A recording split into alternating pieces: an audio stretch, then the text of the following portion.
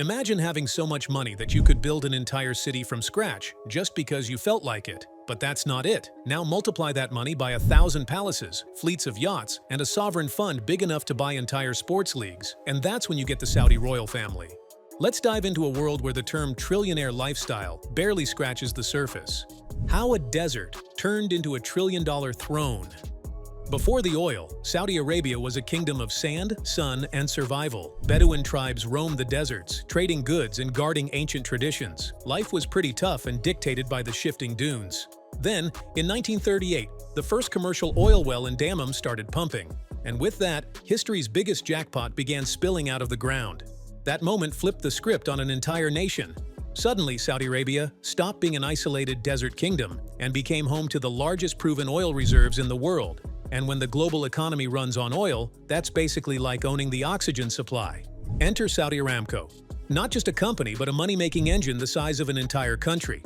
In 2019, its IPO shattered records, cementing it as the world's most valuable company, and reminding everyone that the House of Saud doesn't just play in the energy game, they are themselves the game. However, oil wasn't the end goal, but a launch pad. That black gold was the seed money for palaces, mega projects, and sovereign funds that now own slices of industries across the globe. It's what turned a desert throne into a trillion-dollar command center, and the royal family into players who can tilt the balance of world power over breakfast. A family of thousands, power, patronage, and private thrones. If you're imagining the Saudi royal family as a small circle of royals having tea in a palace, you're off by a few thousand people, literally. With over 15,000 members and hundreds of princes, the House of Saud is less a family and more a political organism. Inside this dynasty, titles aren't just ceremonial, they're functional. Senior royals run ministries, oversee billion-dollar development projects, or serve as ambassadors, with each role reinforcing the family's grip on the kingdom. It's a system where loyalty is rewarded not just with money, but with influence. And influence here is a currency that never depreciates. King Salman sits at the top as both the symbolic and strategic head. His decades in power have made him a living archive of the family's playbook, one built on balancing tradition with carefully measured change. Day to day, it's a life woven between opulence and statecraft. Morning audiences with dignitaries, private strategy meetings in gilded chambers, and family gatherings that double as political briefings. And within this sprawling network, one figure has stepped into the spotlight with a different kind of energy. A prince with a plan to rewrite the kingdom's entire story. Mohammed bin Salman's impeccable vision to rebuild a kingdom. Mohammed bin Salman's rise to the very top wasn't a quiet ordeal. At just 31, he became crown prince, and instead of easing into the role, he detonated decades-old norms. His first act? Vision 2030. A Mauritian master plan to break the kingdom's dependency on oil by building an economy driven by tourism, tech, and futuristic megacities. In a country long defined by its strict conservatism, MBS flipped cultural switches at record speed. Women driving for the first time, cinemas reopening after decades, and music festivals filling stadiums where silence once reigned. It was basically a fast-forward social change. But MBS's style is not only progressive but ruthless as well. In 2017, the infamous Ritz-Carlton Roundup saw some of the country's wealthiest and most powerful locked in luxury detention, accused of corruption. Billions were recovered in settlements while the Crown Prince's political capital skyrocketed.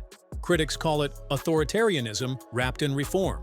Supporters say it's the kind of bold leadership needed to drag Saudi Arabia into a new era. Either way, MBS isn't just steering the ship, he's redesigning it mid-voyage. And to fund this transformation, he has one particularly powerful lever at his disposal: the Public Investment Fund, Saudi Arabia's billion-dollar shopping spree. If most sovereign wealth funds are cautious old bankers, Saudi Arabia's Public Investment Fund is the guy who walks into the world's biggest mall with a limitless credit card and a glint in his eye. At over $700 billion in assets, the PIF isn't just big, it's basically the financial equivalent of a kaiju stomping through global markets. You want electric cars? They bought a controlling stake in Lucid Motors. Feel like owning a piece of Silicon Valley? They were early investors in Uber. Oh, and they also bought an English Premier League team, Newcastle United. Because why not? Football fans are everywhere, and so is Saudi money now.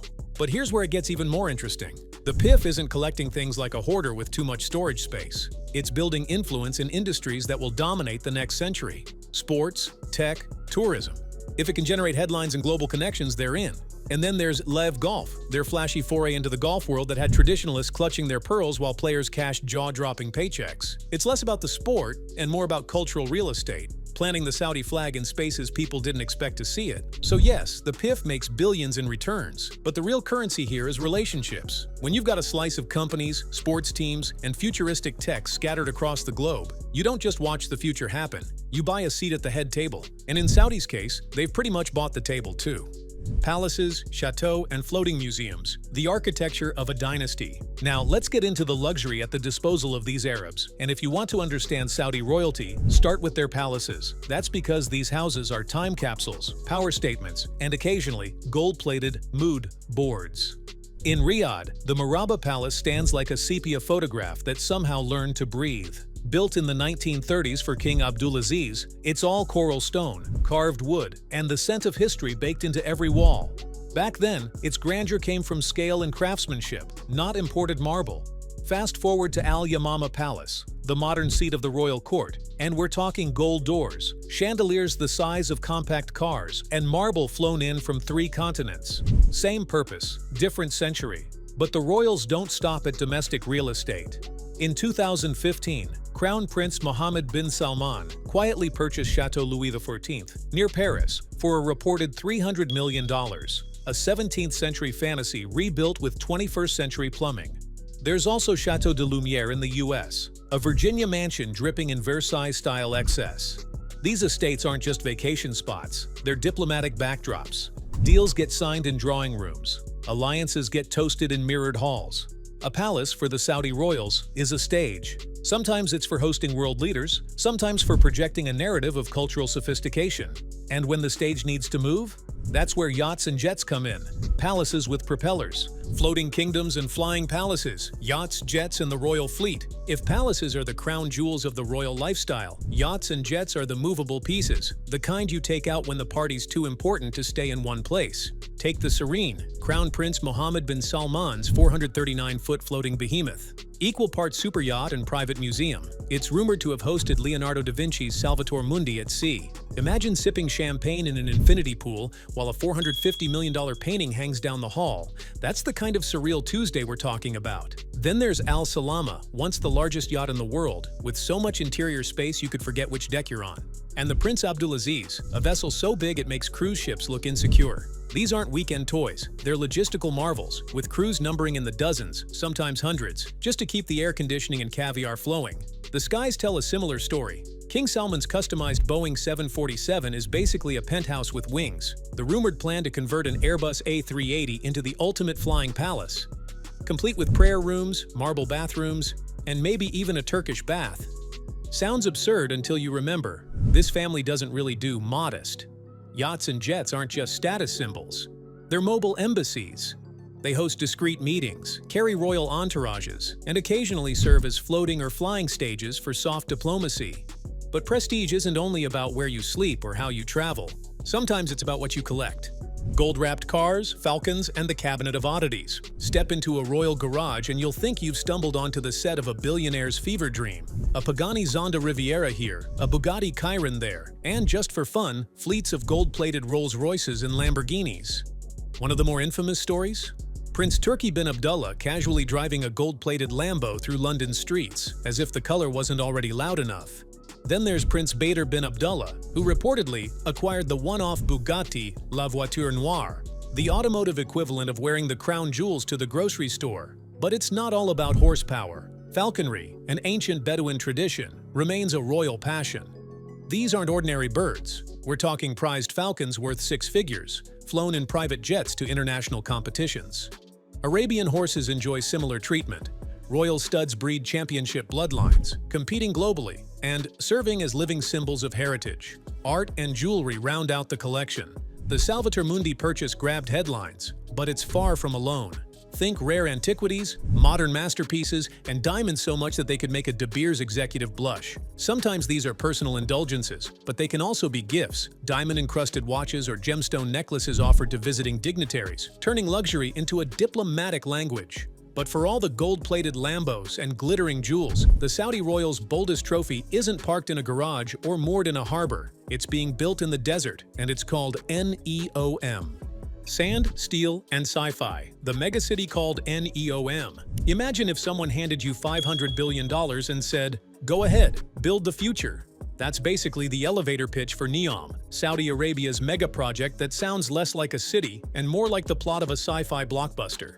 Spanning 10,000 square miles in the desert's northwest corner, NEOM isn't just one city, it's a collection of them, each weirder and more ambitious than the last. At the center is The Line, a 105-mile-long linear city made of mirrored skyscrapers, with no cars, no streets, and promises of zero carbon emissions. Instead of commuting, you'll zip around on ultra-fast transit while AI quietly manages the entire urban ecosystem.